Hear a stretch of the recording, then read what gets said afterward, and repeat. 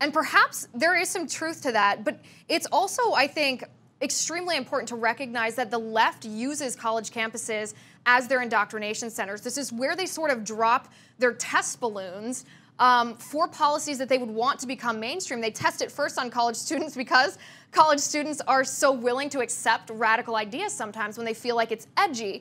And some of these ideas we'll see, you and I will talk about it, we'll see it on college campuses. A year later, we'll see Democrats and liberals try to push this into mainstream culture. It's almost directly correlated A to B. Yeah, I think if you look at college students, they're basically sponges, right? These are people who are out on their own for the first time. They don't have their parents guiding them as much as they had before. Some of them see college sort of as a rebellious time anyway. And what we see is students really do become liberal by osmosis if they're not presented with conservative ideas. I mean, Hillary Clinton was a CR chair at one point, right? And now she's, running for president of the United States as a Democrat, married to Bill Clinton, covering for him and everything else. So there's a prime case of how somebody can go into college believing one thing and come out of college, completely transformed and ready to try to take the country in a very different direction. I think college students, don't hear conservative ideas. So when you're not hearing it, it's never in your mind. You never think, oh, there may be another way to think about this, because they're only presented one side in these echo chambers. And so college students, just become liberal whether they want to or not. By default, almost. Yeah, by default, because that's what they're told. Plus, they're given this binary option of if you're liberal, you're a good person. If you're conservative, you're evil and racist. And human nature, we all want to choose to be good people. We want to strive to be good people, and we want to be fair.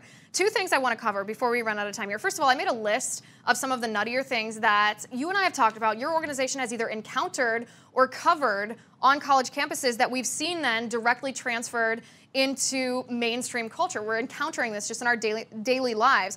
Microaggressions and triggers. I mean, 2 years ago, you and I were ridiculing this as something that only happened in these ridiculous liberal safe spaces on college campuses.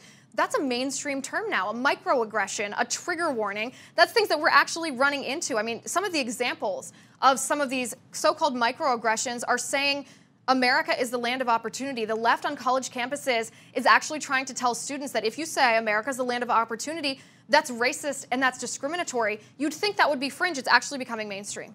Yeah, it's really scary, honestly, if you look at the way this is seeped into the mainstream culture, because now, you have people who go from being on college at Berkeley for 4 years and then they're holding jobs in the real world.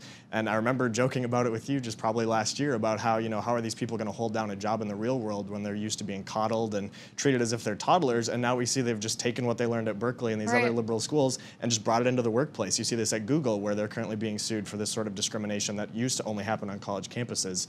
And it's very scary to see that it's not necessarily a joke anymore. America's going to have to deal with this in mainstream culture and politics in the business world as well.